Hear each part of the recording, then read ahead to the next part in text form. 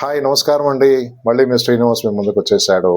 ఈరోజు కూడా నేను ఒక కవిత రాశాను. నిన్న తల్లి గురించి, అమ్మ గురించి ఒక కవితని మీతో పంచుకున్నాను. చాలా సంతోషం, చాలామంది చూశారు.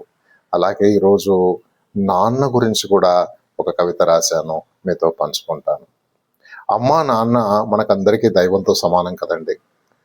ఈరోజు నాన్న గురించి కొంచెం మాట్లాడుకుందాం. నాన్న కుటుంబానికి పెద్ద కదండి. అన్ని బాధ్యతలు తన భుజస్కంధాలపై వేసుకుంటాడు నాన్న. నాన్న కుటుంబంలో ఉండే పిల్లలందరికీ హీరోనండి. ఎందుకంటే పిల్లలందరూ తమ తమ తండ్రుల్ని అనుకరిస్తారు అన్ని విషయాల్లో కూడా.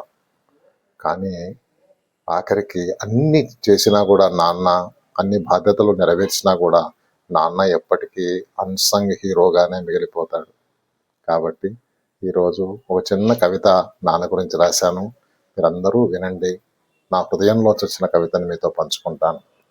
నాన్న అనే పదంలో ధ్వనిస్తుంది ఒక ఆప్యాయత.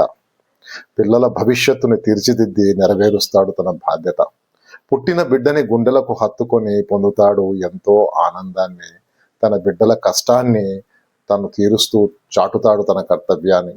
ఎండకు ఎండిన, వానకు తడిసిన ఎప్పుడూ తెలవనీడు తన కష్టాన్ని. భార్య బిడ్డల సంతోషానికి అవసరమైతే కిందకు దించుతాడు ఆకాశాన్ని.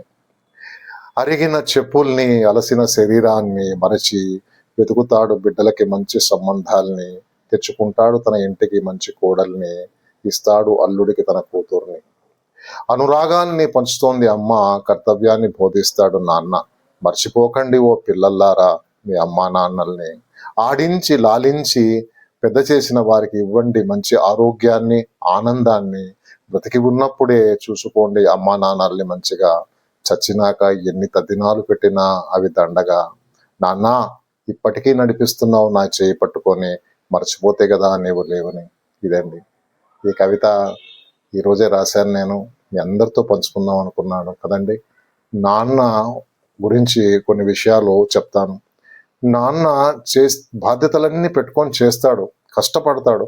కానీ తన కష్టాన్ని ఎప్పుడు కూడా ఎవరికీ తెలియనిటండి నాన్న కదండి. ప్రతి తండ్రి, ప్రతి ఇంట్లో, ప్రతి కుటుంబంలో తండ్రి బాధ్యత అదేనండి.